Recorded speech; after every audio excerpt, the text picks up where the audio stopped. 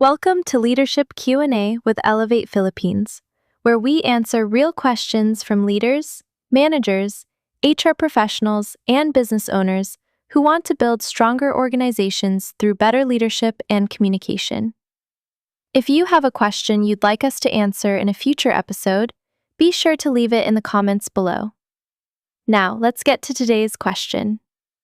Today's question comes from Michael in Manila. Michael asks, "My team has become very quiet during meetings.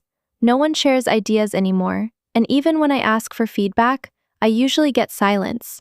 How can I get my team communicating again?" Michael, thank you for submitting such an important question. The truth is, this is one of the most common leadership challenges organizations face, and the silence you're experiencing is usually a symptom of something deeper. Many leaders assume their team isn't engaged because people don't care or don't have ideas.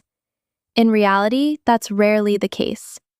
More often, employees have learned that speaking up doesn't make a difference, doesn't feel safe, or isn't rewarded.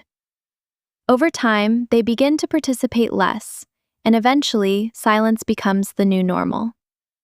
One reason this happens is because leaders unintentionally ask questions that are too broad. Questions like, "Does anyone have any thoughts?" or "Any comments before we move on?" are easy to answer with silence.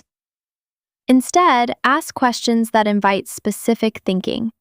For example, try asking, "What's one risk we may not be seeing?" Or, "If our customer were sitting in this meeting, what concerns do you think they would raise?" Questions like these encourage people to think critically and make it much easier for them to contribute. Another important leadership habit is how you respond when someone finally does speak up. If the first response they hear is why their idea won't work, they'll be much less likely to contribute again. Instead, thank them for sharing, ask a follow-up question, and explore their perspective before offering your own. Great leaders don't just ask for input, they demonstrate that input is valued.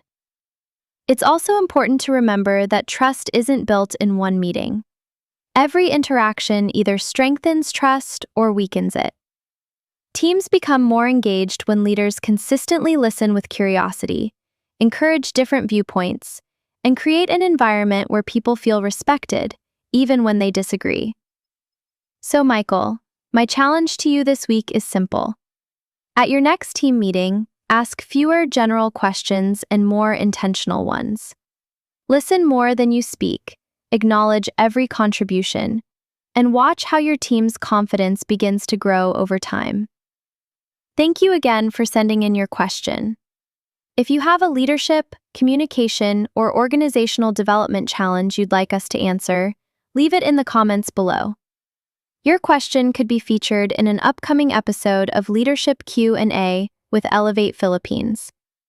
And if your organization is ready to strengthen leadership, improve communication, and build high-performing teams, we'd love to help.